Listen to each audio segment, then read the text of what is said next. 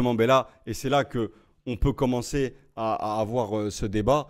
Est-ce que, on va tout de suite prendre le calendrier, est-ce que pour toi, l'Olympique de Marseille, cette année, peut être champion de France?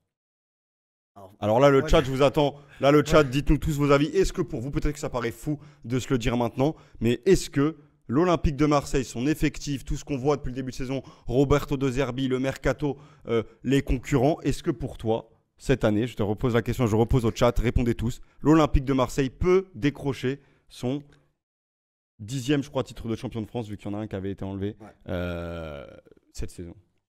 Moi, alors, je veux pas m'enfader. J'ai pas envie de nous porter Ouais, de t'enflammer.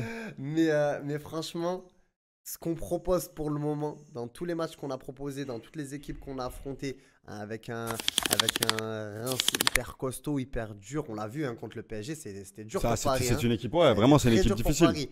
Donc, franchement, pour le coup, si on arrive à avoir cet effectif avec les joueurs performants comme ça toute l'année, en tout cas là pour l'instant tu es bien parti pour l'être. Ah ouais, tu penses vraiment que pour toi trop tôt. Moi je pense qu'il faut je pense qu'il faut plus se méfier de Monaco cette année que du PSG. Que du Paris Saint-Germain. Ouais. Mais Monaco, je les trouve beaucoup plus performants, beaucoup plus à l'aise, beaucoup plus forts que le PSG. Mais tu vois, je vais prendre des réactions dans le chat. Y en a qui nous disent que c'est plus l'année prochaine, Jules Gourois, s'ils gardent leurs joueurs. Après, on s'emballe pas. Wiz nous dit, mais il y a moyen de faire quelque chose. Moi, tu vois, je vais être comme ça. Je vais donner mon avis aussi sur le sujet. C'est très tôt de tirer des conclusions, mais on peut y rêver. Djibril qui dit ça. Oui, l'OM peut devenir champion de France avec le mercato de cette saison. Abraham, c'est méga. On voit que l'Olympique de Marseille est une équipe qui, entre guillemets, peut rêver cette année du titre de champion de France. Et moi, je vais te dire mon avis sur le sujet. Je pense que ça va être très très compliqué d'aller au bout, d'aller chercher ce titre, parce que je pense que l'effectif, les limites peuvent peut-être arriver au niveau du banc de touche, etc. Dans la saison. Par contre, tu as un coach qui est extraordinaire pour ton club, qui est capable de concerner tout un groupe. On l'a vu hier, Paul Lirola, Garcia, des mecs comme Di Benassia qui auraient dû partir, qui auraient dû quitter le club, qui te font gagner ce match-là. Et en fait, c'est ça qui est impressionnant. C'est que l'OM arrive à concerner tout le monde et tu as l'impression que même les joueurs qui devaient partir, qui ne devaient peut-être pas rester au club, ben ils sont là. Ils sont là pour te faire gagner des matchs. Kondogbia en défense centrale qui fait un sacré match. L'arrivée d'Adrien Rabiot qui n'a pas encore débuté. En fait, tu as un effectif où si tout le monde est concerné, avec un coach aussi fort que De Zerbi, tu peux peut-être rêver de quelque chose. Après, comme l'a dit Théo, il y a les concurrents aussi. Et le problème, c'est qu'on semble avoir le Paris Saint-Germain qui est toujours une grosse de ce championnat et qui a un effectif largement supérieur, enfin largement vraiment supérieur de l'OM quand même au niveau des noms, etc. Tous les postes, on compare pas Murillo et Hakimi ou Merlin et Nuno Mendes. Voilà, faut rester raisonnable. Ou même Brassier et Pacho, Brassier et je sais pas Pacho et Hernandez quand il reviendra, etc. Clair. Donc faut pas s'enflammer, et Monaco aussi, comme tu l'as dit en plus. Moi, Monaco, je les trouve super puissants. Qui font un sacré début. Les mecs qui gagnent le Barça, même si bon, ok, il y avait rouge, tout ce que tu veux, mais tu vas réussir à gagner le Barça. Les prochains matchs de Monaco en Ligue des Champions sont plutôt soft. Ils tapent que des petites équipes entre guillemets, donc ça peut être, ils peuvent vite se caler en place des 8 qualifiés. Donc ça peut être, franchement, Monaco, moi je les vois bien jouer sur tous les tableaux. Les mecs sont tout le temps performants et c'est un peu l'équipe où on n'entend pas trop parler d'eux. Ouais, bien sûr. Et s'ils perdent, au pire des cas, c'est Monaco. Tu vois, j'ai un peu cette impression-là. Alors que si Paris perd ou Marseille perd, on va prendre une sauce. Tout le monde va prendre une sauce. Monaco qui perd ou qui gagne, j'ai l'impression que ça passe un peu inaperçu. Et tant mieux pour eux parce que du coup, tu vois, regarde, le début de saison de Monaco, on pourrait dire la même chose. Bien sûr. Est-ce que les gens en parlent moins? Ouais, mais ça en parle moins. Et tu vois, là, dans le chat, je vais prendre une réaction à Jean qui nous dit « Je pense que l'apport de Rabiot, je pense qu'il faudra compter sur eux avec Rabiot, en gros, pour le titre de champion de France. Ouais. » Est-ce que pour toi, vraiment aussi, l'arrivée de Rabiot, on va en reparler, peut aider l'Olympique de Marseille dans cette quête du titre? Bien sûr, c'est l'un des meilleurs milieux de terrain. C'est un très très bon joueur et c'est un mec qui doit apporter toute son expérience. Et s'il le fait sérieusement, qu'il vient avec la bonne mentalité, qu'il n'est pas gêné par que ce soit les anecdotes de sa maman ou même son comportement à lui personnellement, s'il vient vraiment avec la bonne mentalité, ça peut être que bénéfique pour l'Olympique de Marseille. Surtout qu'en plus, déjà de base, tu as un certain Pierre-Emile. Ouais, un certain. Un certain qui est juste phénoménal. Le mec, en un mois, il a mis tout le monde d'accord. Il a déjà récupéré le brassard de capitaine. Et même que je pense quand Balerdi va revenir, il va le garder. Donc, risque. Donc, non, tu vois, si tu alignes ces deux joueurs-là, tu dis vraiment que tu as vraiment une équipe hyper compétitive, hyper puissante pour pouvoir faire quelque chose cette année. Mais par contre, si on ne fait pas, je ne serai pas Ouais, déçu. il faut pas, Tu vois. pour toi, il faut pas non plus dire que Non, l'Olympique de Marseille doit absolument gagner le titre. C'est une équipe qui vient d'avoir quand même énormément d'arrivées sur le mercato. ouais, c'est Je ça. peux vous remontrer rapidement un peu ce qui s'est passé lors du mercato. Les transferts au niveau, par exemple, des arrivées. L'OM qui a enregistré un nombre d'arrivées énorme. Mopé, bon, on a habitué sur Longoria, Rove, Wai, Rulli, Delange, Carboni, Cornelius, Højbjerg, Greenwood, Koné, Brassier, plus Adrien Rabiot. Et avec un grand nombre de départs aussi, Verretou, Gigot, Paul Lopez, Ismail Assar, Jonathan Klaus, Aubameyang, Pape Gueye, Iliman Ndiaye, etc. Vitinha. Enfin, dans tous les cas, qu'on soit d'accord, l'Olympique de Marseille, c'est ce que tu dis, avec autant de changements, etc., ce n'est pas une urgence si l'Olympique de Marseille n'est pas champion de France Non, non, cette vraiment année. pas, Loin de vraiment là. pas. Non, non, vraiment pas. Donc c'est pour ça que l'essentiel cette année, de toute façon, la priorité, c'est la qualification en Ligue des Champions. Parce que c'est le seul point qui va te permettre, je pense, de garder encore au moins un an tes meilleurs joueurs. Après, quand tu feras ton épopée en Ligue des Champions, ben, forcément, des gars surpuissants comme Greenwood ou quoi, ben, tu vas les vendre. Parce que je pense pas que Greenwood fera 10 ans à l'Olympique de Marseille, à part s'il est fan de la canebière, et dans ce cas-là, ben, il fera toute sa vie à Marseille. Mais bon, dans tous les cas, tu vois, je me dis, en vrai, on a 2 ans avec, avec cette équipe-là. Tu vois, où on se qualifie en Ligue des Champions, et l'année d'après, on peut aller faire quelque chose de sympa en Ligue des Champions et confirmer en championnat, tu vois. Mais par contre, cette année, en vrai, avec ce que je vois et de me dire qu'on a que le championnat et la Coupe de France, ben pour moi, cette année, tu dois gagner la Coupe de France, par Tu exemple. penses qu'il faut au moins gagner la Coupe de France? Il C'est faut... pas obligatoire, hein. Si tu la gagnes Ouais. pas, c'est pas très grave parce que tu es en rodage encore, tu essayes de faire tourner ton groupe, tu essayes de trouver le bon mécanisme, etc. Mais en vrai, je kifferais. Tu vois, Ouais. et ça serait pas démérité par rapport au début de saison. Mais après, c'est Et ça trop tôt ramènerait pour un le dire. titre à l'OM qui n'ont plus gagné depuis plus de 10 ans. 15 ans, ça fait Ça 15 ans, fait on n'a énormément. rien gagné. La défense n'est pas très solide contre Lyon, c'est passé à 10, peut-être plus concentré, mais contre le PSG, Monaco, même Lille, ça sera pas simple. C'est vrai que C'est un on peu a des c'est reproches un sur, peu la le point défense, négatif, sur hein. la défense de Marseille qui concède énormément d'occasions. Ouais. Et peut-être que ça pourra aussi être un argument pour dire que l'Olympique de Marseille peut galérer dans cette course au titre avec une défense aussi friable, entre guillemets. Bah, c'est pour ça. Après, faut voir peut-être qu'en janvier, on va recruter, hein. Bien sûr, il y a le Peut-être mois de qu'en janvier janvier, on qui va- peut te permettre de solidifier. Mm. Et sans oublier, le plus gros avantage, je vais vous montrer les calendriers des équipes, tout simplement.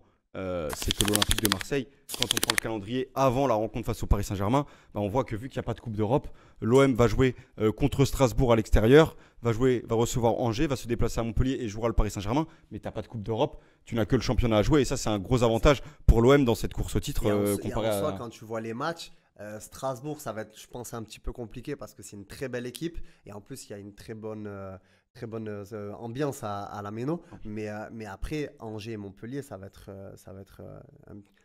du petit pain, logiquement. Ah oui, oui, tu normalement, vois. Donc, et c'est ça, des- c'est bien parce que si tu regardes bien les années précédentes, à chaque fois qu'on allait jouer contre le PSG, on avait toujours un match bourbier Mais- en Europe Oui. où on devait taper un Lyon plus du PSG. On enchaînait vraiment des gros matchs. Là, pour le coup, PSG, on pourra l'attaquer après 2 matchs où normalement on n'aura pas trop donné d'énergie. Et donc, du coup, ça sera positif pour nous pour Paris. Et on peut tout simplement regarder tout de suite aussi du côté Paris de Paris, des concurrents de l'Olympique de Marseille. Quand on voit le classement, déjà, voilà, pour petit retour aussi sur le classement, pour le moment, 5 journées, 3 équipes à 13 points, toutes exactement le même scénario, 4 victoires Un et nul. un match nul. Lens, Monaco, le nul c'est contre Lens chez eux, Ouais. Marseille chez eux contre Reims, Reims. et le Paris Saint-Germain, comme Marseille, contre Reims. Reims à l'extérieur, un partout.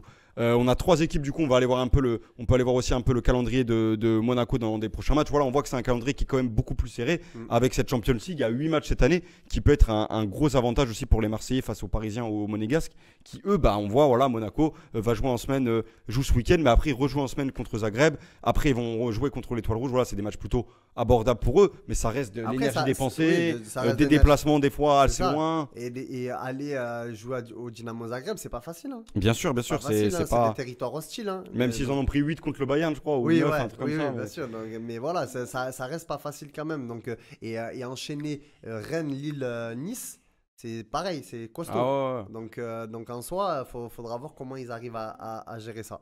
Youssef Football qui dit salut les gars, salut Théo, salut Wiz qui nous demande le retour d'Mbemba qui doit revenir.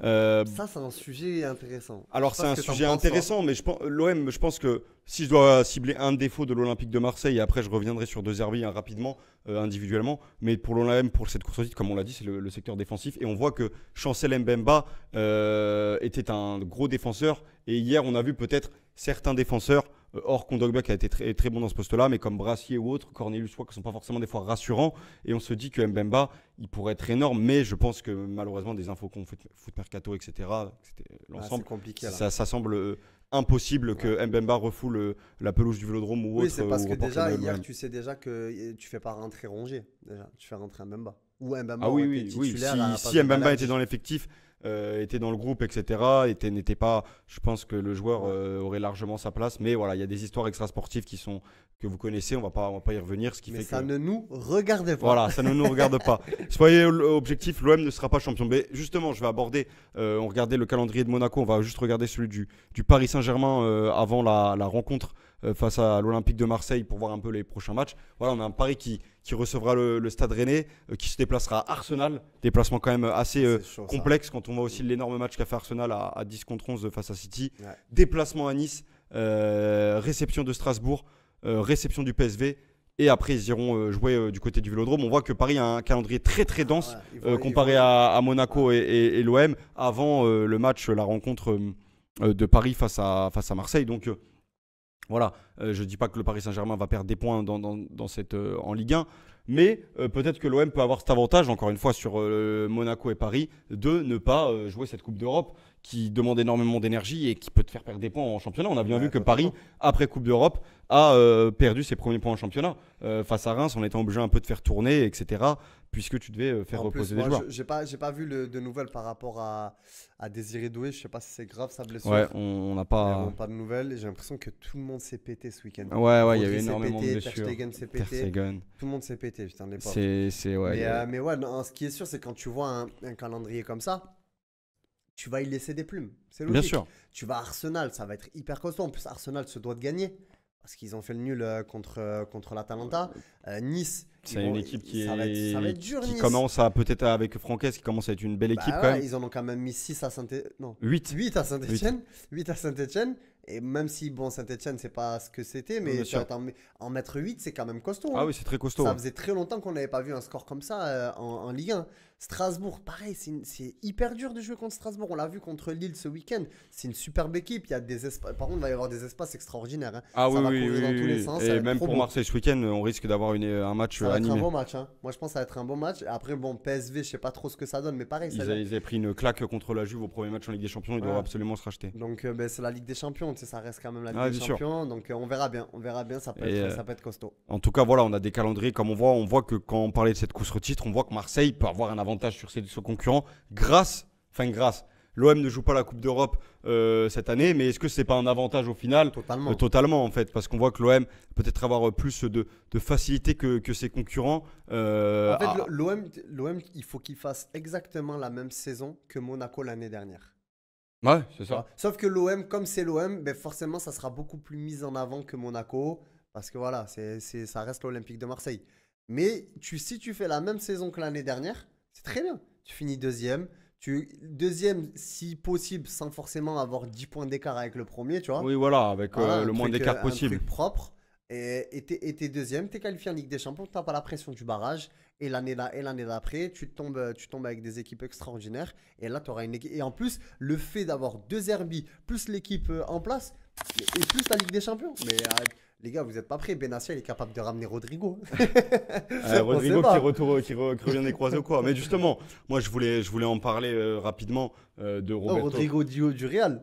Ah, Rodrigo Non, du Real, pas j'ai cru. Rodri. Bah, parce que c'est Rodrigo aussi, Oui, c'est ouais, non, sinon, Rodrigo. j'aurais dit Rodri. Ah oui, mais- Non, Rodrigo du Real, il en a Ah oui, marre apparemment. oui c'est vrai. Bah, peut-être qu'il peut venir sur le flanc droit si Greenwood passe à gauche Ah, ou ma foi. Rodrigo peut jouer à gauche Je vais aussi. aller à gauche, Mais Rodrigo. Rodrigo est meilleur à gauche en plus. Bah, c'est pour ça, c'est parfait. Il avait joué avec le Real à gauche Je d'ailleurs. signe. D'ailleurs, je pense qu'il y a qui signe pas. Si tu signes pas, t'es fou. Quoi. Enfin, totalement. clair. Ou t'es parisien ou lyonnais ou monégasque, là oui, tu signes pas. Ça, c'est sûr. Pour revenir maintenant, t'en as parlé. Je pense que moi, j'ai envie d'en parler personnellement de Roberto De Zerbi.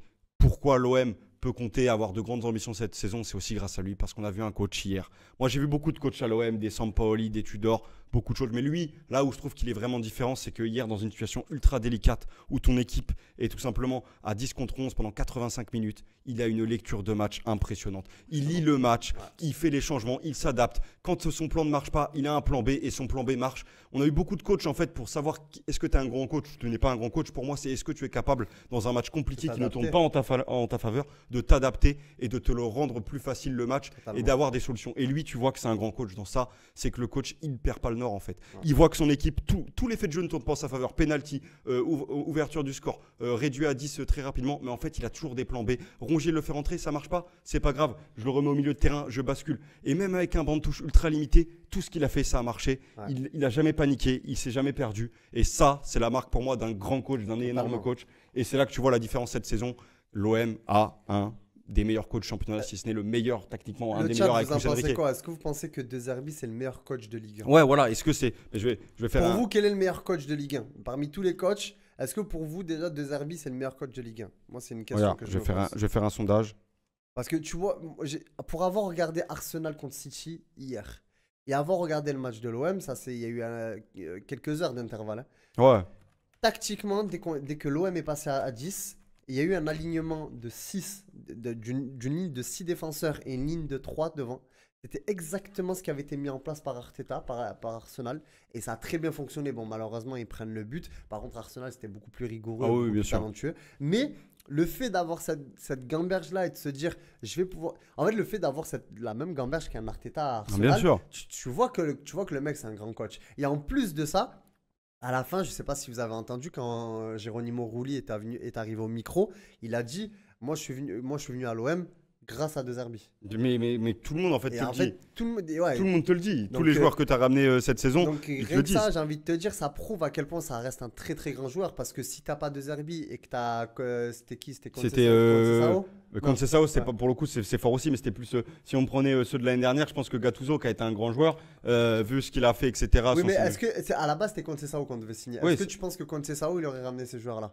Alors, Conceição, c'est quand même un gros coach, mais je pense que De Zerbi, c'est encore plus au-dessus quand tu vois. En fait, c'est simple, quand vous avez De Zerbi et que tu vois ce qu'il a fait de certains joueurs à Brighton, McAllister, il a eu sous ses ordres. McAllister, il est où, les gars? Équipe d'Argentine, titulaire, champion du monde. Liverpool, titulaire, dans une des meilleures équipes du monde, tout simplement. Caicedo, transfert record à Chelsea. Ouais. Le mec est à Chelsea. Tu prends tous les joueurs qu'il a eu un peu sous sa main. Mitoma qu'il a fait exploser. Adingra, champion d'Afrique avec la Côte d'Ivoire, star de la Côte d'Ivoire qu'il a fait exploser. Tu prends tous les mecs, même à Chelsea, le défenseur anglais, je sais plus comment il s'appelle, le défenseur de Chelsea anglais qui a 20 ans, Colwill, qui est devenu titulaire à Chelsea, qui est un nouveau crack. Bah, il était à Brighton, il est passé un an à Brighton.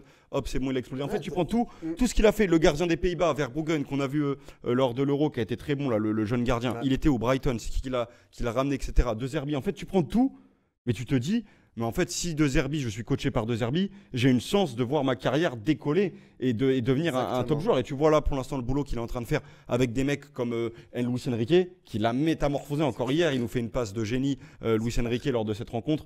Bon, est-ce qu'il a voulu attendre 100% la passe? Voilà. Je pense pas, mais bon, il l'a fait quand même. Il l'a fait quand même. Tu vois la différence et tu vois peut-être d'autres joueurs. Attends, je vois que le cerveau dit tu es trop jeune pour avoir connu Guéretz. Alors, mon copain, j'ai connu Eric Guéretz. C'est un très grand coach. C'est un très grand coach. Ça a été une année phénoménale avec Eric Guéretz.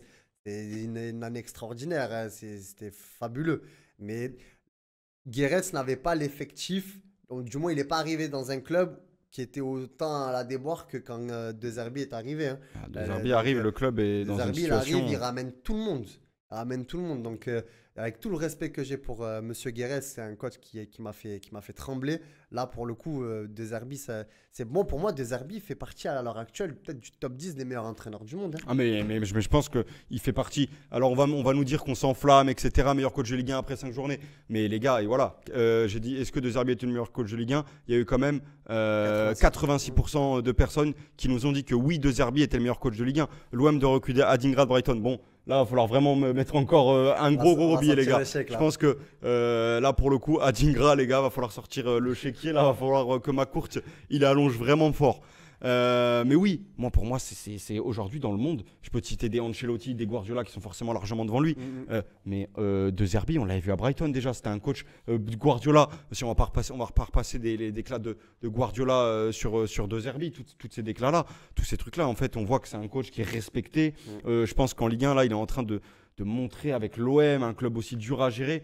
Le mec n'a pas perdu une fois. On va voir. Mais si il arrive, on va dire avant la rencontre face au Paris Saint-Germain, et on va dire il reste 3 matchs, et que du coup ça fera 8 journées. Et qu'en 8 journées, imagine, il a fait 6 victoires, 2 nuls. Ouais. Tu vois, peut-être il fait un nul dans les 3. Mais c'est magnifique en fait. Magnifique. Pour Moi, de des toute débuts. façon, le vrai match qui va donner la direction de la fin de la saison, c'est le Classico. Bien sûr, le classique, bien C'est sûr. le classique. C'est suivant ce que ça va donner contre le PSG, là tu vas savoir. En plus, ce qui est dommage, même limite, j'aurais kiffé avoir le classique au parc, à l'aller. Au parc avec Ouais. le côté Rabiot. Même pas forcément le côté Rabiot, mais j'aurais kiffé avoir un peu en fait le même délire que l'année dernière. Parce que l'année dernière, tu vas au parc à l'aller, tu te fais déchirer, je crois. 4-0, ouais. 4-0, hein. 4-0, c'est ça. tu peux Avec même pas Mbappé le en plus qui se blesse, je crois, assez tôt dans le match, qui sort, si je dis pas de bêtises. Ouais. Coup franc d'Hakimi. Hakimi, coup franc phénoménal. Mais bref, Et donc, carton rouge en fait dès le début de match en fait. Y a pas ça? j'ai un doute. Un carton rouge Non, c'est Gigot, c'est avec Gigot le carton rouge. Non, il y a pas de... Oh non, mais c'était pas ce match. C'était le match d'avant. Un autre avant. Bref, dans tous les cas, ça va être le match qui va faire la différence. Et est-ce qu'on est en capacité aussi de pas flop à la maison? Parce que Ah oui. l'OM, ça a souvent tendance à faire des matchs un peu bourbiers à la maison, à domicile. Donc, faudra voir ce que ça va donner.